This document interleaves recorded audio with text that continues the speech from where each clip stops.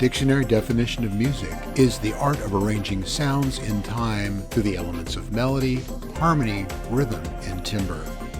Low Pass Filter is a show about the nature of this thing we call music, how it functions in people's lives, how it's contextualized by society, and why we find certain music meaningful.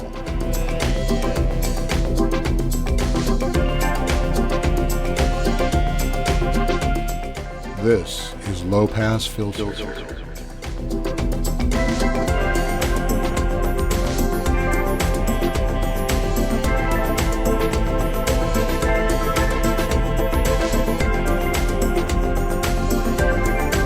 Hello, and welcome to Low Pass Filter. This is a show where we talk about music and what it means in our lives. As always, I'm joined by my co-host, Bandon Wayne. Hey, Bandon. Good morning. And I am Mateo, Noche, at least for the purposes of this show. Yes. Might become something else. And as we do every single show that we do, it was the same month, but it's a little over. Every single interval. Yeah, close to a month, though. We go back and forth on topics. You pick a topic, I pick a topic. And this time it was my turn to pick a topic. And, get out your hankies, ladies and gentlemen, because my topic today is music that makes you cry. Here come the waterworks. That's right. And we're ready. We're ready for it. We've got we're well supplied with tissues. I guess the question, I'll define terms, but I guess just asking you and our listening and watching audience, does music affect you that way? Does music make you well up sometimes? Well, I think some people would volunteer that it does. Other people are maybe more stoic about it. Yeah. And I was thinking, you define terms usually at the beginning of our topics. This one is a very subjective term. It is. You can't really objectively define a song that makes you cry. Right. It's going to be different for everybody, and for some people it'll be nothing. They don't feel anything in regards to songs, and some people do. And I'm kind of one of those persons that, I get chills, from certain music. And when I was younger, I tell this story, the theme for Perry Mason television show, back in the Jurassic period of television, but the theme used to scare me. I would literally frighten me, and I would run away, and until it was over. Until the theme was over, then you could then I could peek out, see if everything was okay. But it was very serious music. Yeah. It affected me, and certain music does do that. And I think what happens, I've always kind of felt like music is sort of a time machine. Yeah. It could take you right back to where you were when you heard that, who you were with, what you were doing, and it does. It brings up past experiences and people, and triggers memories and associated emotions, and we just sometimes things are just so absolutely beautiful, that they reach us on that level. Yeah. I think more than a lot of things, people refer to music as that, I'll use the word trigger, of a memory, of an emotion. It can be something traumatic. It could be something that was so joyful that it could bring tears, bring anger, or it can remind you of something where that emotion comes in. But you often hear people refer to music more than a lot of things as that transport to that emotional place. Absolutely. So they've done studies on this stuff. I'm going to refer to this University of North Carolina study, that there's something fundamental about personalities who can be made to, well up or tear or, sob openly with songs. And but a lot of people feel this way, according to the study anyway. 89.8% of the people in the study reported that they experience feelings like crying upon hearing music. And they kind of found that people move to tears are clearly separated into two groups. People who feel sadness and people who feel awe. Okay. Yeah. So participants in the study had beginning a psychological test to classify them according to 5 personality attributes: neuroticism, extroversion, like you're an extrovert, open to experience, agreeableness, and conscientiousness. And when they sorted all the data, they found that people who were ranked high on the neuroticism scale experienced sadness when they were moved by tears, and people who scored high on the open to honest scale, or open to experience scale, openness to experience, felt like crying when music provided a profound sense of awe. Interesting.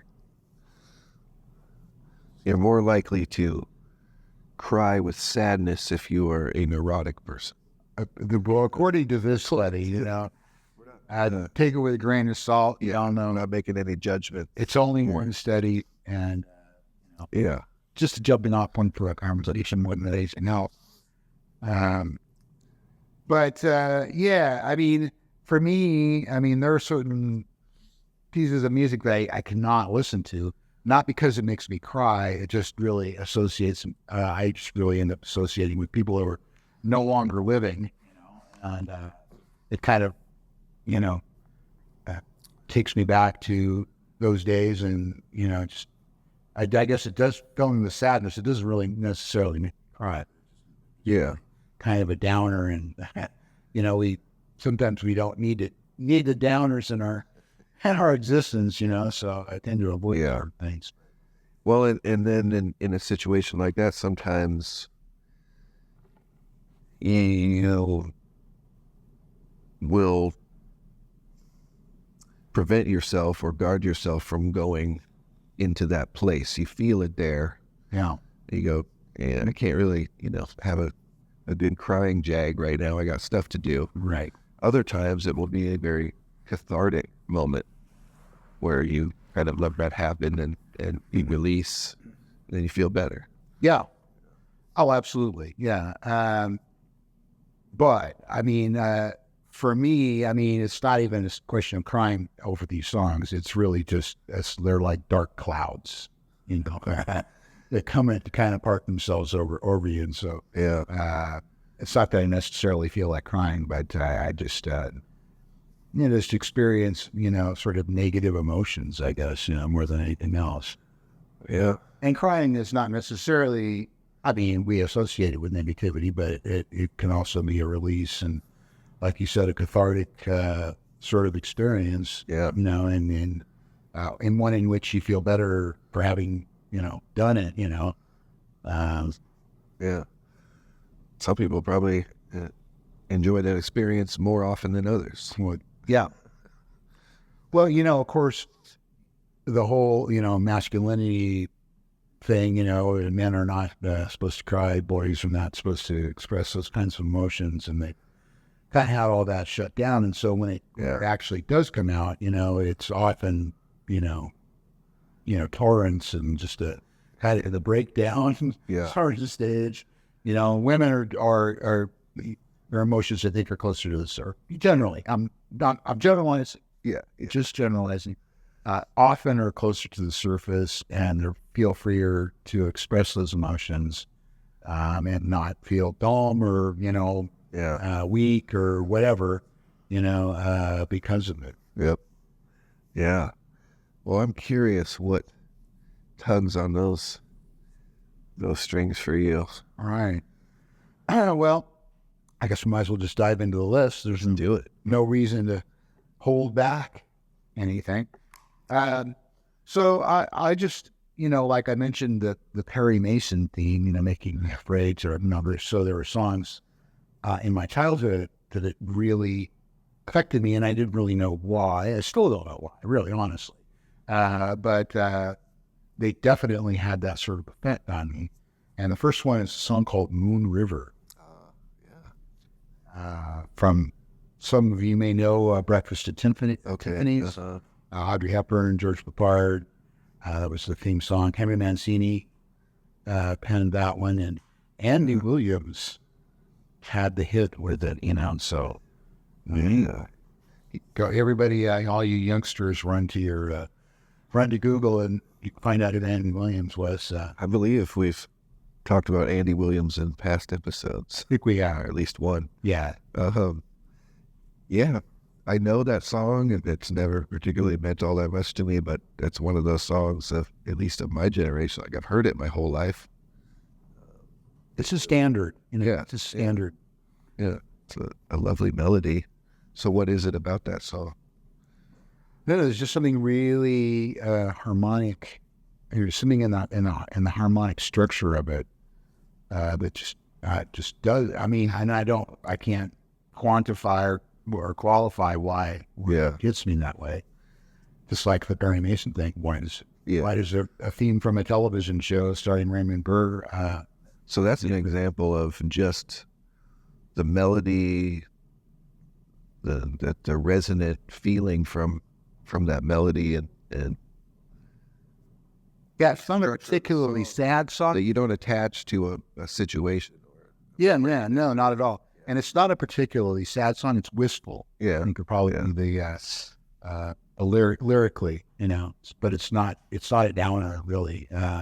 But just for some reason, it just reaches me on that level. yeah. And those are interesting zones, like wistful, melancholy, when they're kind of in an in-between zone. It's not necessarily something that you feel abject sadness about. Right. It's more of kind of a cloying, I feel some type of way, but, so you might get a little misty, Yeah. get a little chills. Totally. Yeah. Then the other one from my childhood is a song called "Hey Jude" by the Beatles. It's funny how it just, a lot of Beatles songs just become like caricatures. They're not even really songs anymore. They're just like, I don't know, they're avatars. Right. Yeah. For the Beatles, and a lot has been made of the circumstances of this song, which was written for a 6-year-old Julian Lennon, who couldn't possibly plumb the depths of what it was that Paul McCartney was trying to say. And I don't really know what Paul McCartney was trying to say, because it even though he was supposedly writing the song about the breakup of John and Cynthia Lennon, I don't know, it doesn't feel to me like it speaks to that, exactly. It sounds like it's being told to somebody who's older, who's, got a crush on somebody, or, something like that. But that's just what I take away from it. Yeah. But, just breaking the song down and very simple. And I play guitar, and I will play songs that I never had touched that song before. But I just recently, just tried to figure out what it is about the song that, harmonically and lyrically that did that to me. It doesn't necessarily do that to me anymore. But when I was a kid, I felt very strong emotions about it. But it is definitely has a sad feeling to it. The lyrics, and definitely he's telling, Julian, Jude not to be sad, and pick a sad song, make it better, and all that. Kind of meant to be a comfort. He's trying to be comforting. Yeah. And it's just that really, what I've come across is just, there's a really, I won't bore you with the musical details, but there's just a really interesting moment in the song where there's an A chord, and it goes to an A sus, and it drops down just really one note, keeping the tonic up there. And it's just so laser beam effective. It's just like completely brilliant, and I think that's the moment in the song really that gets me. And again, it's one of those harmonic things, not necessarily melodic or a lyrical thing. Yeah. Although the lyrics are wistful and melancholy and all that kind of stuff. But yeah. Well, certainly I would bring up for myself it's occasionally about the lyrics or Oh yeah, I could say a storyline in the song. But lyrics are usually the lower on the scale moving factor for me when listening to music. I mean, So more predominantly, it's just something in the melody and the emotional tone that I pick up on. Of course, there are the times when it is strictly about the lyrics, and they touch on something that's very personal, right. at least with your interpretation of it. But with Hey Jude and Paul McCartney, it's like, is he full of this emotion to the point where it comes through so strongly that anyone listening to it will be able to feel that, or is there somewhat of a genius architecture to it that Paul knows that the song is going to deliver that specific feeling? It's probably some of both. A combination of both. Yeah. I wonder, I mean, of course he's accused of being, nothing but cold-bloodedly deliberate about his songwritings.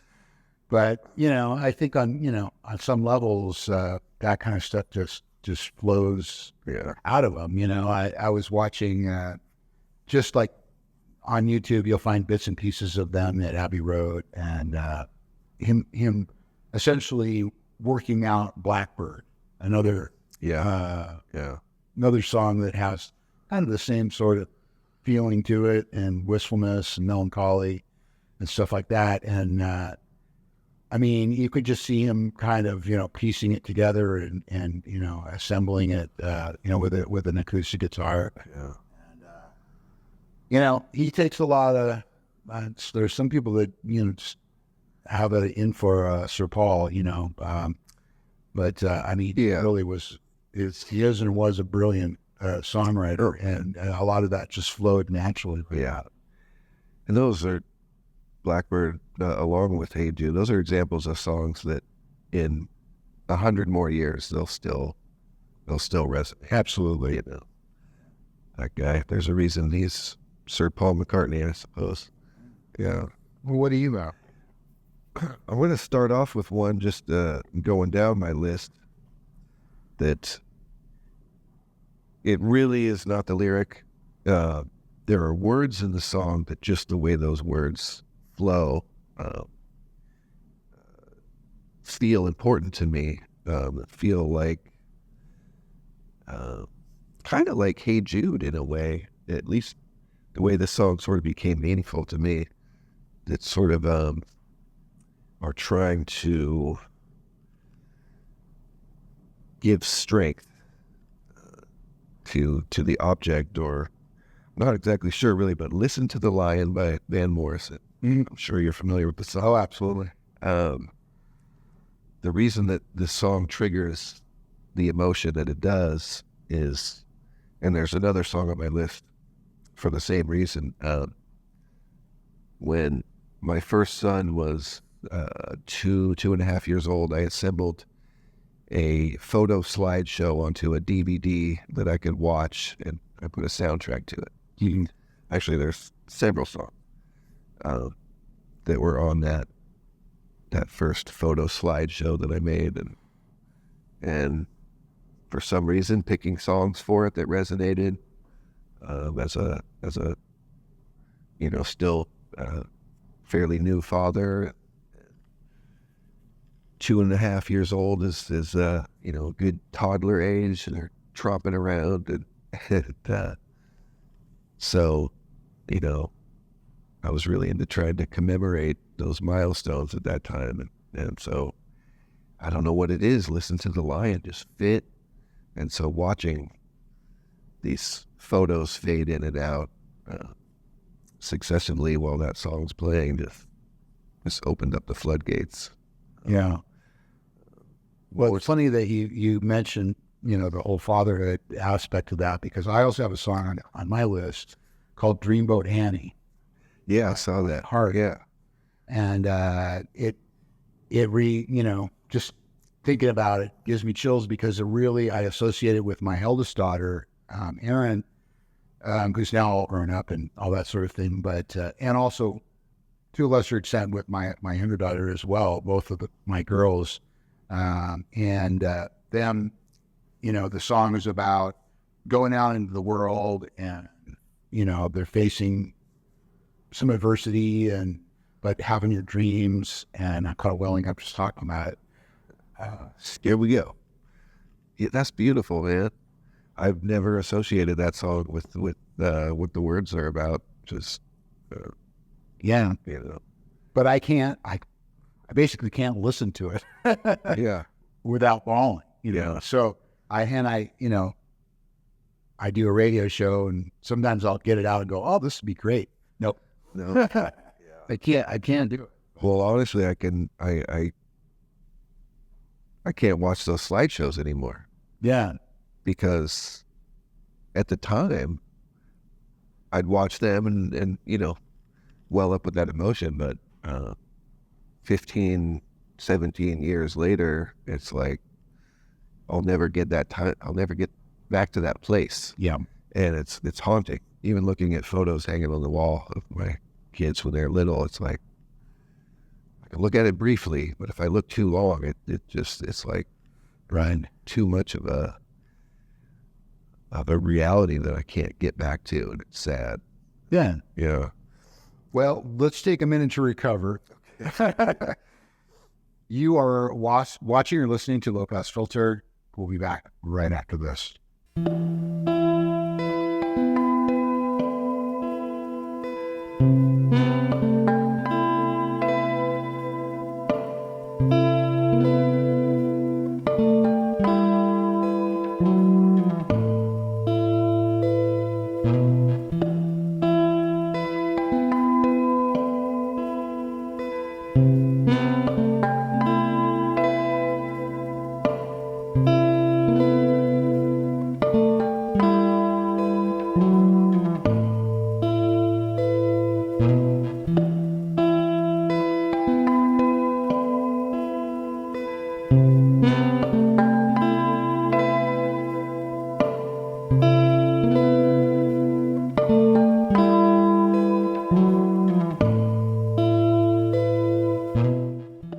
Hello, and welcome back to Low Pass Filter. Bandon Wayne there, Mateo Noche here. We're talking about songs that make you turn on the waterworks, Yeah. and sob and cry and what have you. Sometimes it's expected, sometimes it's unexpected. Just hits you. Yeah. Go ahead. I kind of interrupted you. Why don't you? Oh, you're fine. Let's check in on a couple more from you. Well, I think on that note of being unexpected, I will jump to this song in my list that is by a local success story, someone from here, near Eureka, California, who has become quite well known as a singer-songwriter. Like, I know who you're talking about. One Miss Sarah Bareilles. Right. The song is called "I Choose You," and it was a song that my now wife Megan played for me, and at the time that she first played it for me, I thought, oh, that's a decent song. I thought it was cute that she liked the song so much. I appreciated that she wanted me to enjoy the song along with her, because lyrically it meant something to her. But it didn't hit me that deeply at the time. I just thought kind of a novel quality about it. And so this is a song that I have bawled my eyes out to. I really appreciate Sarah Bareilles as a talented musician, but I'm not a big listener of her music. Anyway, Megan and I had a brief separation before we really came together and committed. So it was during that separation that I put this song on one night, and it just cracked me open, realizing that I missed her, realizing what the song was about. So this is a song where the lyrics really drive it, even though the feel of the music really gets me as well. But it's just a song about really making the conscious choice in someone as a partner. That it's not just infatuation, it's not just pheromones, it's not just some experiences in a romantic dating sense. It's this is going to be an endeavor that I deem very worthwhile. But what's it going to take to go through that, to follow that path? So just that song is big on my list, and it also ended up being our wedding song. Aw. Dance to, because the song means that much to both of us. So yeah, that's one of the times I've like really cried listening to the song, and Yeah. that kind of leads me to what I was going to talk about with myself, is I'm not a crier. Mm. And so some of this stuff I was thinking, well, it may not physically make me cry, or I may not have a physical response of tears and some shaking or whatever goes along with a good cry.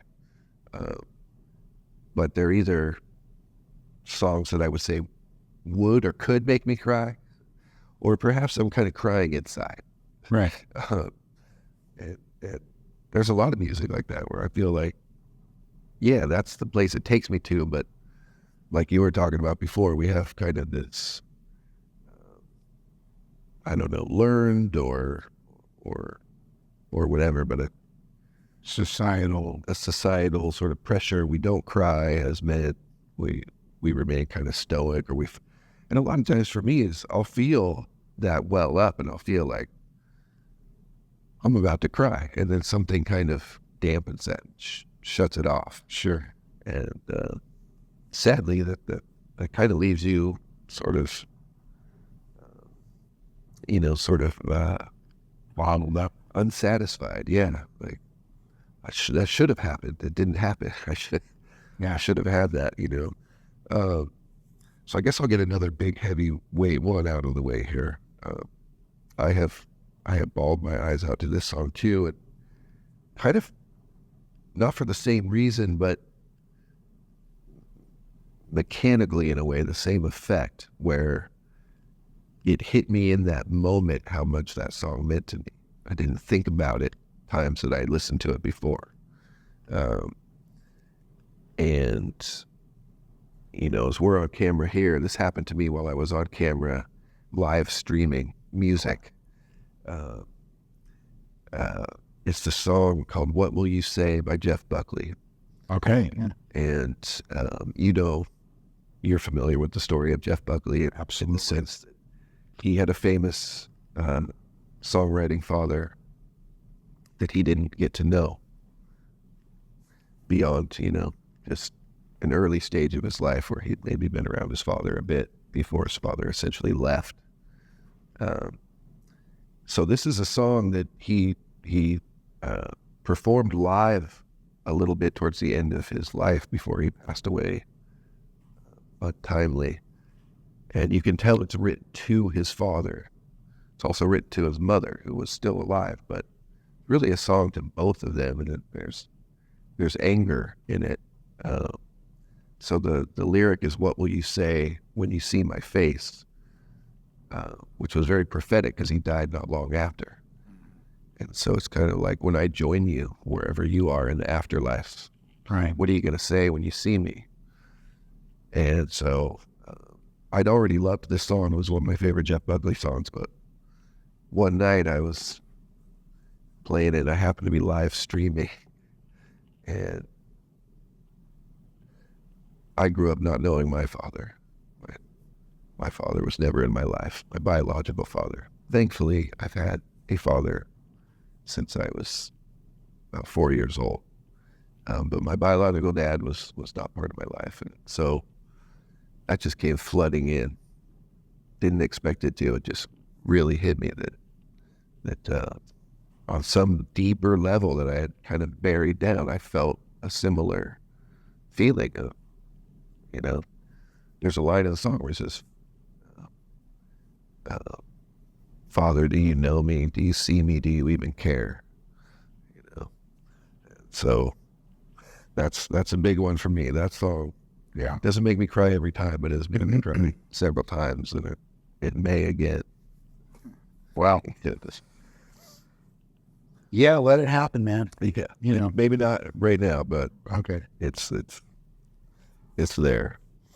All right. Well, I'm going to jump over to, I got kind of like a grouping of things here by certain artists, and that they all have kind of songs that kind of reach an emotional level for me. And I'll just rattle off the artists: Joni Mitchell, Yeah.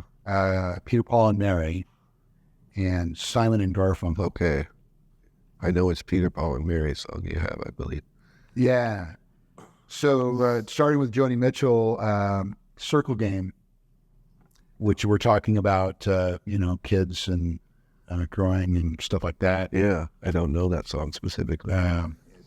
Don't listen to it unless you want to cry. Yeah. And then the song Cactus Tree and the song A Case of You. Oh, okay.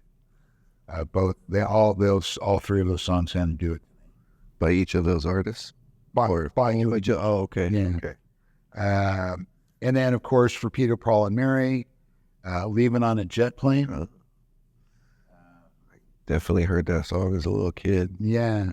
Very sad song, lyrically. And Puff the Magic Dragon. Yeah. Another one from them that kind of does it to me. And then for Simon and Garfunkel, I'll tell you a Simon and Garfunkel joke. Why do they call Artie Art Garkle? Because Artie isn't any fun anymore. Whoa, just lightning rude here.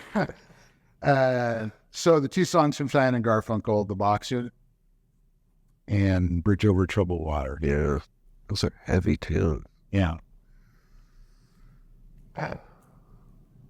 Those were songs that were very present when I was little.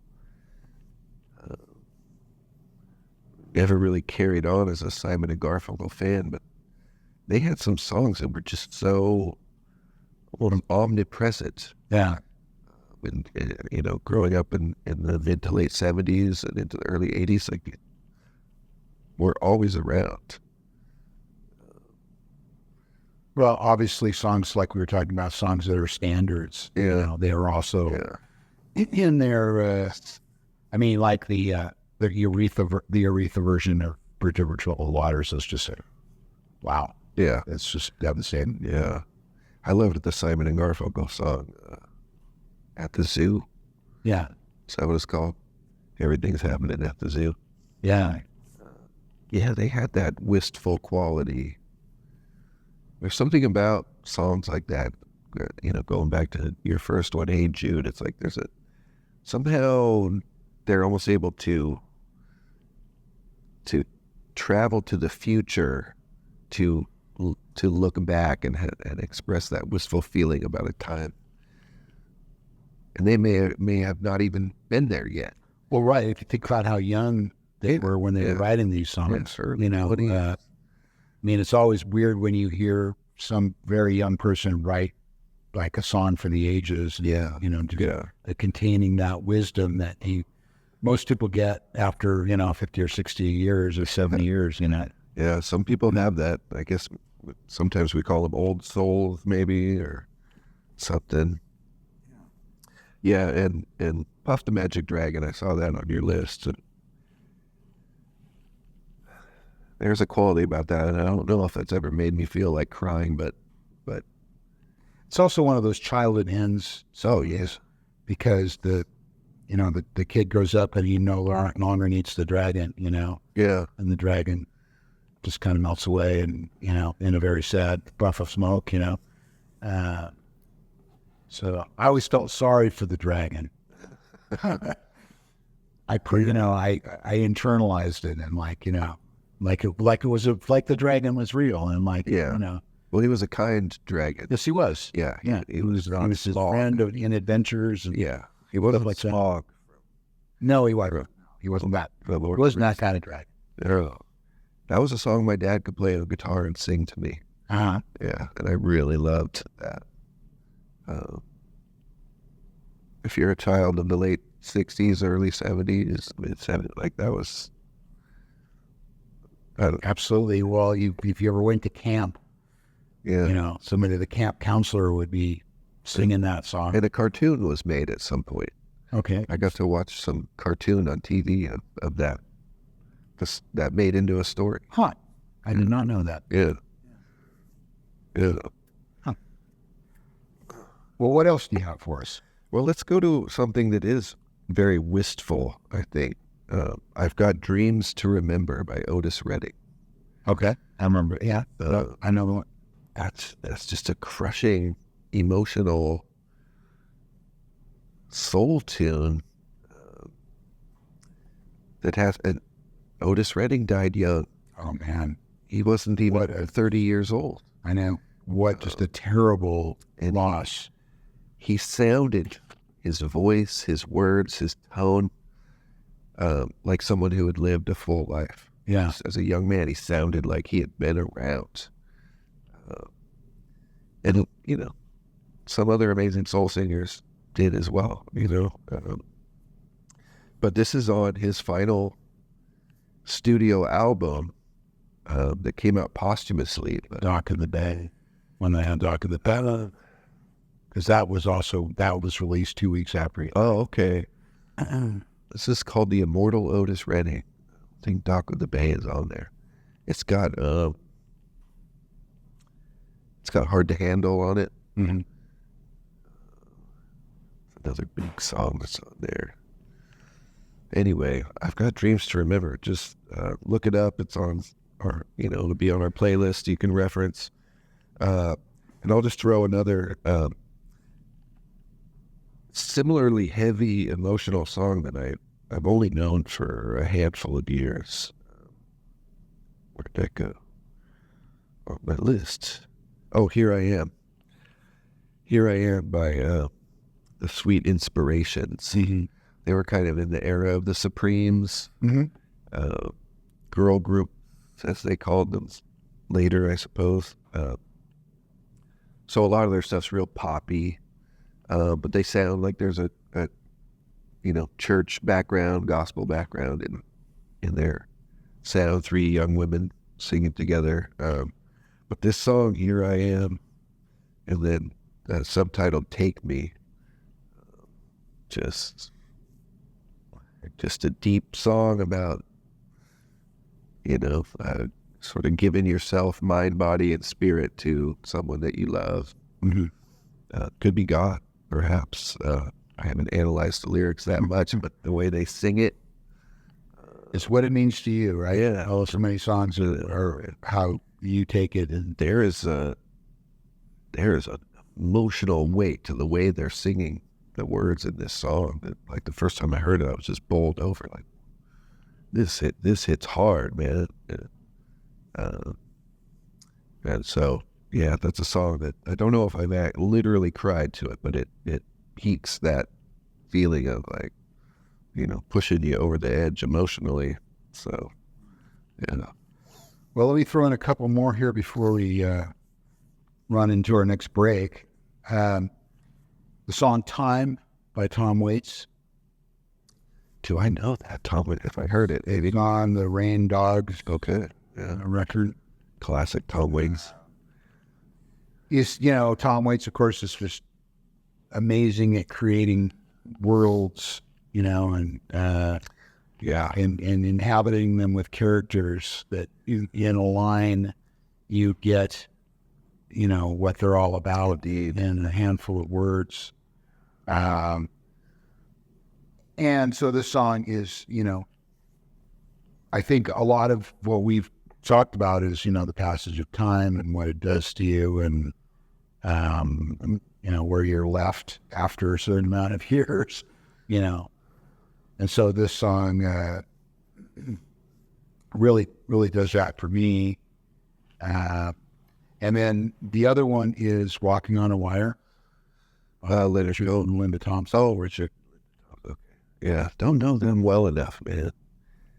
Definitely appreciate them, but Yeah. Well, this is the whole record that this came off of was recorded during their breakup, and just searing. I Wow. mean, all of the songs on it. they were going through a breakup, Yep. but They're still making a record, and just a lot of raw emotion in the lyrics and in the music and all that sort of thing. But yeah, Richard Thompson, one of my favorite all-time guitar players and composers and singers, and he knows how to lay it down. Yes. Or nothing really. There isn't a lot else of his canon that really does that. And what is it about this song that Again, I think it's kind of that harmonic thing. There's a certain tempo to it that just, and of course the lyrics. Yeah. And it's like, I wish I could please you tonight, but my medicine just won't come right. I'm walking on a wire and I'm falling. And it's just all about their breakup and, but anyway, that just comes across. Yeah. And it takes you to a place where you feel like you can relate to that. Just again, it's like this, the sadness thing. I really, I feel a lot of empathy for people who are, sad or going through hard times. I was watching. He did an interview with REM. Just recently, like was last week or something. They were all together, and the drummer, Mike Mills.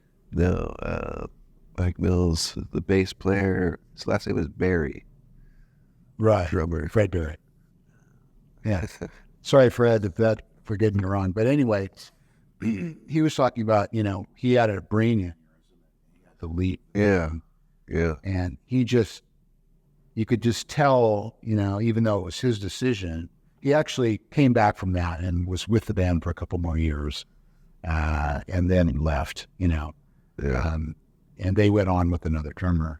But you could just tell that was devastating. Yeah. And it just like came out of the screen, and I just felt just so sad for him, and I welled up, and I could tell that he was trying to hold it back. And it was just like that. Yeah. So I have an empathy on a certain level for sadness, I guess, or people's pain, or I'm not sure what it is. Yeah. It's weird, folks. Well, we talk about music, not so much about film, but I feel that way about certain movies too, and I found that there's a certain component in a storyline in a movie that can do that to me. Mm-hmm. Not identical, but within a similar realm. And so it feels like certain songs, certain musical tones do that. Yeah. And once that's kind of become part of you, then every time you come across that, it can kind of push that button. Right. Well, it's time for us to take another break. Okay. I think I could use one. Tissue break. Yeah. You are listening to or watching Low Pass Filter. We'll be back in just a moment.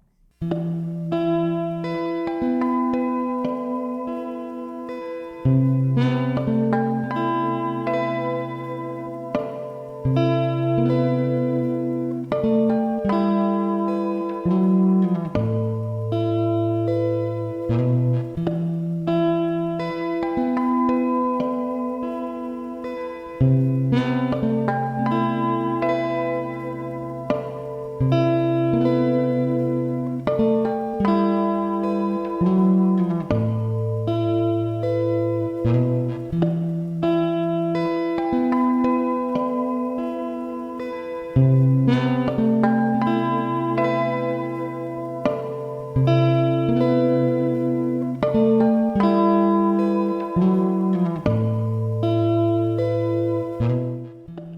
and welcome back to Low Pass Filter.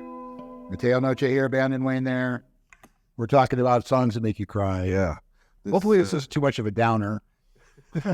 This tissue box is a lot less full. That's right. We started. Yeah. You didn't see it, but we had to. We just had to, just take a moment for ourselves. So, what else do you have? And I see that we both have a song saying we both. Yes. Which happens. Yeah. From time to time, and Yeah. maybe we can cap this off with that song or something. I don't know. I'll drop a couple more. Okay. Here. And this is interesting. This is kind of revealing. It is. It's Our most intimate, maybe a little too real. our most intimate topic so far. Oh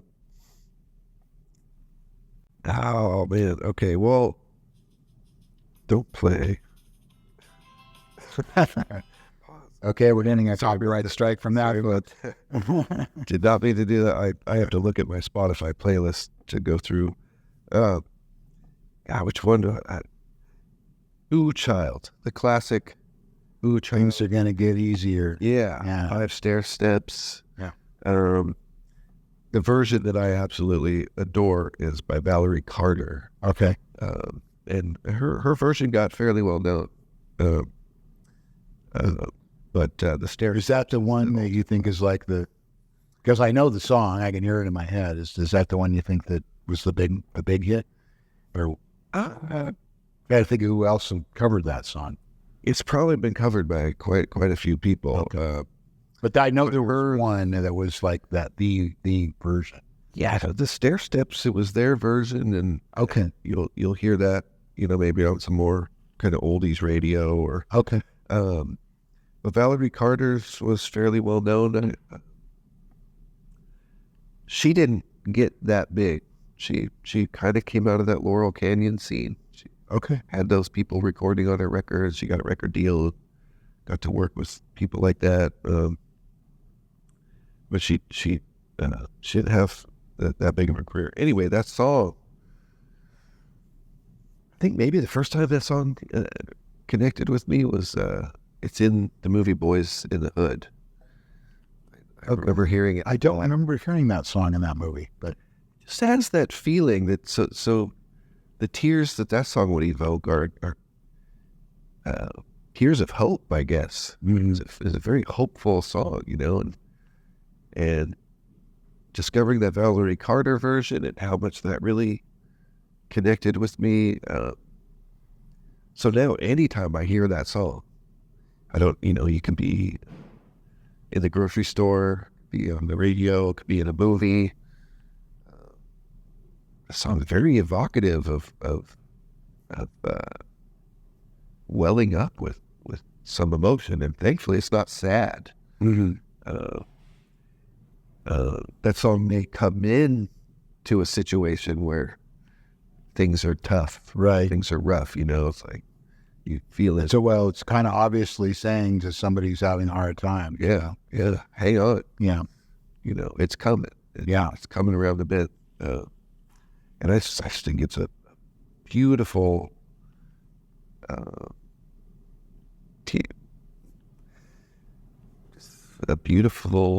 emotion, the way that song was written and sung.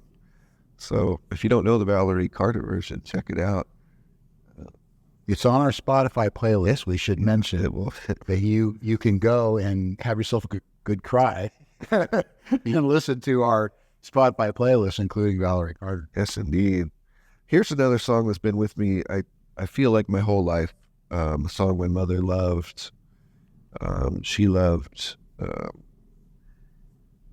Motown artists. When I was a kid, she loved jazz and she loved Motown. But particularly, she loved Stevie Wonder. Mm-hmm. Certainly in that period that Stevie Wonder is mostly talked about. Those word in that. For absolutely fabulous records. Yeah. is sort of coming into his own Yeah. spiritual awakening period of his life, perhaps. But she loved him a little bit before that too, like The little Stevie Wonder years. maybe kind of that in between, My Sherry Moore, that kind of stuff. But anyway, Great song, by the way.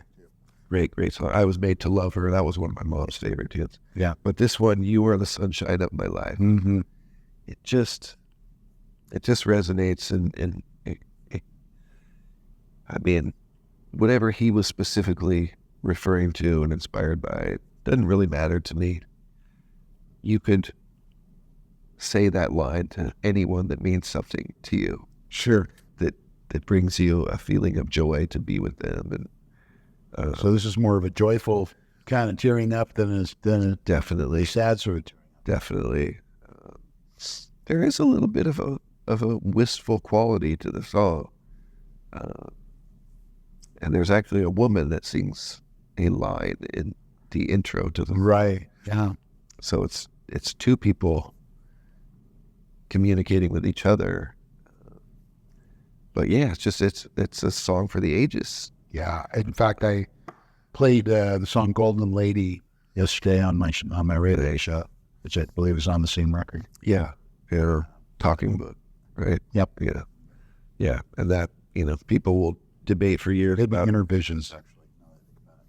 I think You Are the Sunshine of My Life is on Talking Book. Okay. Sure you're right. Well, yeah, there's the picture. Yeah. But yeah, people will be debating which of those Stevie albums is, the ultimate. They're all Those four records they're all Inner Visions, Songs in the Key of Life, Talking Book. They're some of the best music ever recorded in the modern era, I think. Yeah. That's my personal opinion. I'm sticking by it. Oh yeah. So that one sticks with me. It's also a wedding song. Sure. It's any time here. That's one that everybody wants to dedicate, right? Indeed. Well, let's do two more, and then we'll cap it off with our one that we. All right. So I had "Don't Dream It's Over" by Crowded House. Yeah.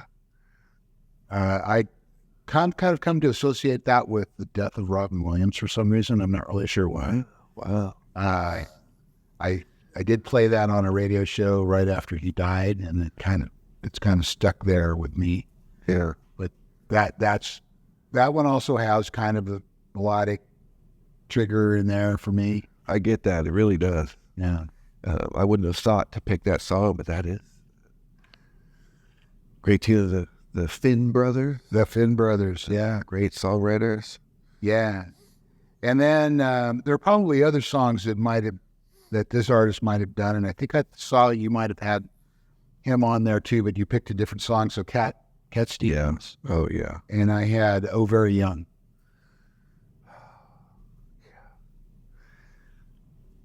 We always sort of front load our sessions here.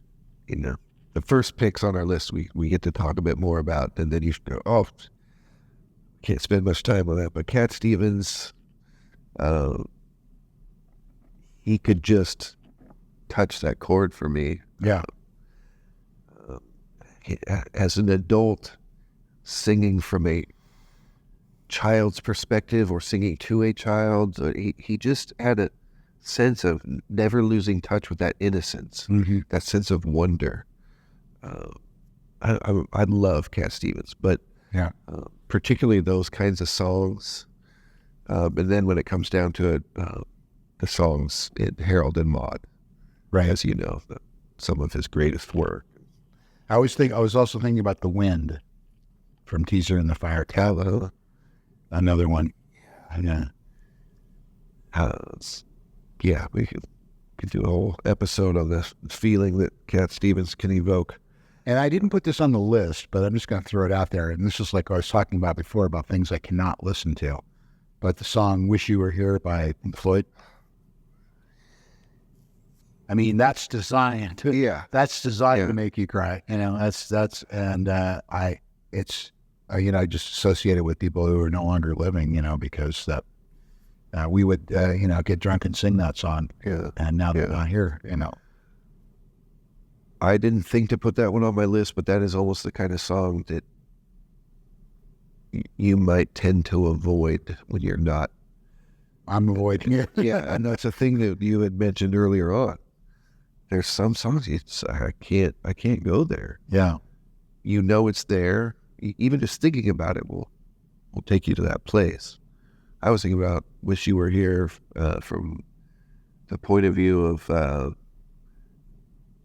mentioning my live stream again, but a dear friend who was there on my live streams in the chat requested that song one time, and for that very reason. Mm-hmm. And since then, I've thought, no, I'm not going to play that song right now because I don't know if they want to go there right now. You know what I mean? Yeah, that song was written from that place. About Syd Barrett, of course. Yeah. But that can apply to all of us who have lost people in our lives. Yeah, absolutely. Syd Barrett wasn't dead, of course. No, he wasn't, but he's still very much alive at the time. Absent. He was not the Syd Barrett. Yeah, exactly. You know, I don't know.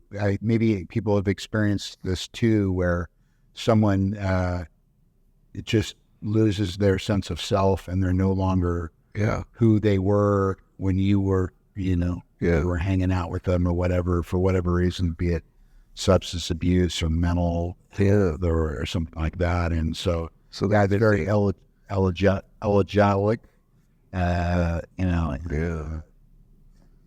pretty sad.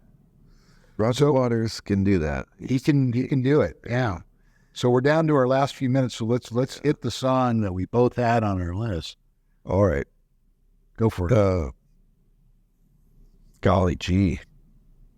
Why does this song hit so hard? It again, a song that I don't understand specifically what the songwriter is referring to, their experience, but there are lyrical phrases, there are lines in the song that just poetically just touch on that chord. So we're talking about the song "Landslide" by Fleetwood Mac. It's on not on Rumors, it's on the preceding album. It's on the Fleetwood Mac record, which is just the first Big Mac record. Yeah. Both of those albums get interchanged songs. By the way, I just want to point out that Fleetwood Mac made like 15 records before Stevie Nicks and Lindsey Buckingham came along, and most of them are pretty insanely great. But nobody seems to know anything about it. There's iterations of Fleetwood Mac before Buckingham and Nicks, but you can't take away from what Buckingham and Nicks were to that. Oh, absolutely. Yeah. So this also brings into account the power of Stevie Nicks as a singer. Yeah. Absolutely. Who I marvel at for, in my opinion, not being a naturally beautifully sounding vocalist. He's not a crystal clear soprano. She took what she had and just killed with it. Well, it's like a lot of my favorite songwriters, they really have a very personal sort of voice, Yeah. And what I mean by that is that, relatable, and, believable, and, putting it across, just able to put across the lyric. Obviously, Stevie Nicks can sing on key. Oh, yeah. But she had a very distinct voice, raspy, gravelly kind of, raw, not a conventionally great sounding voice, but yet this is instantly identifiable. Yeah, instantly identifiable, and what's the word I'm looking for? It's unabashed. Mm-hmm. She can sing in this very unabashed way, like Janis Joplin. Let's say, like really just let it free. This song is not necessarily a bursting at the seams. Right. It's very understated. It's very understated, but yet the sincerity, the import of what she is expressing is just so intense there. So what gets you about that song? I don't know. There are things going on both lyrically and harmonically. Yeah. And again, we're talking about wistfulness. We're talking about melancholy, and it's certainly all of that.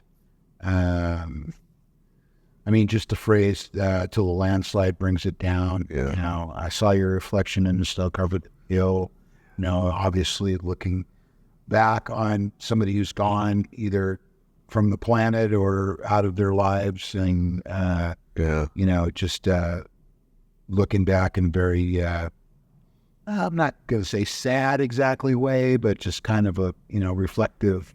She also was at a much younger stage in her life. Again, one of these songwriters. And it sounds like somebody looking back, reflecting on their whole life. Yeah.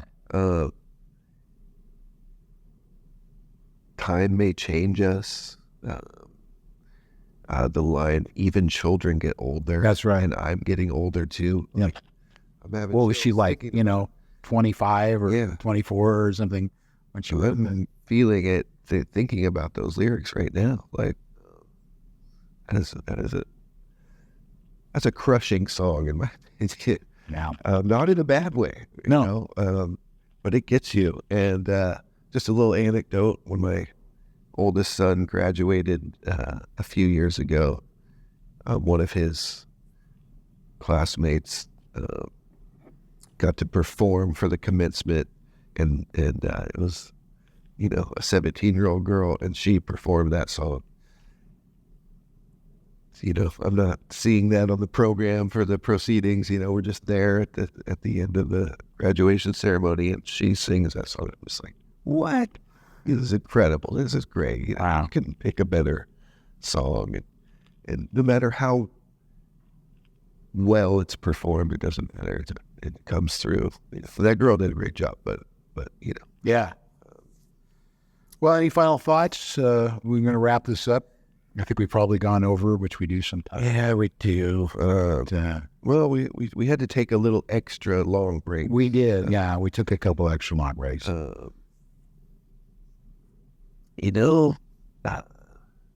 Songs that make you cry are important, and I think most people on some level feel the need for those songs in their life. Yeah. And I think maybe a big part of that is catharsis. Kind of a interesting human thing. To have something that triggers emotions that you kind of need to feel and process. We've talked about, the origin point of Matt's concept in this show is, what makes music important to us. Right. Here are the reasons that it's so important to us. Yeah. So, well, and for me, it just points out again at just how powerful music is to human beings, and how exquisite it can be, and of all the things created by humans, and a lot of them are terrible. We all know that there's a really terrible feelings and emotions, and acts that we've carried out as human beings. Just going to pause for that to go by. But music is almost makes up for the humanity that we show each other at times. And I think I always think of like if aliens came and landed and decided, well, do we obliterate this speck of dust here, or is there anything worthwhile going on this little dot, this little island? I think music might be the thing that might save humanity. Yeah. So for its emotional value, I fully agree. Of course. And there's plenty of songs. Maybe we could next one we do is songs that make you happy. Sure. Yeah. I think we Bobby McFerrin, if you're out there. Well, that's all the time we have. This has been a great show. We've plumbed the depths of emotions on this show, more than usual. Yeah. You know, we don't mention it every time, but we love comments, Yes. feedback on the YouTube and whatnot. And shoot, drop songs that means something to you. Yeah. I think that would be cool Yeah. to see that. Yeah. Well, thanks for being here, Bandon. Thanks for having me. And we'll see you all again next time on Low Pass Filter. Thanks for watching Low Pass Filter.